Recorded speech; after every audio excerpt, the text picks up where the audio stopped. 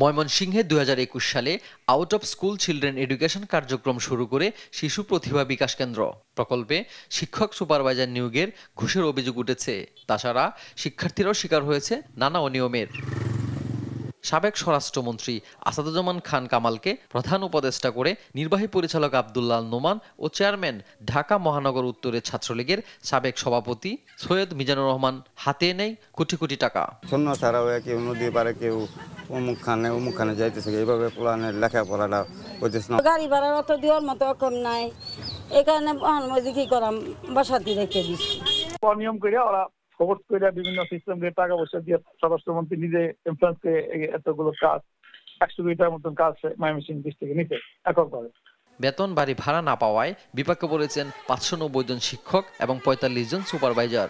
2024 সালে জানুয়ারি থেকে ডিসেম্বর পর্যন্ত এই 12 মাসের কোনো বেতন, গড় ভাড়া, সোশ্যাল বেনিফিট, উপকরণ কিচ্ছু পাই নাই। আন্দোলন করছি, আমরা দরখাস্ততে সাইন পর্যন্ত করছি, নানান জায়গায় অভিযোগ দিব বলে, সেই অভিযোগেরটাও আমরা কোনো ভ্যালু পাই নাই।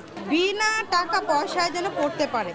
হ্যাঁ, কিন্তু এখানে আমরা যখন স্কুলগুলো শুরু করছি তারপর থেকে দেখে বাচ্চাদের একটা বাচ্চা আমাদের এরকম সুযোগ সুবিধা পায় নাই।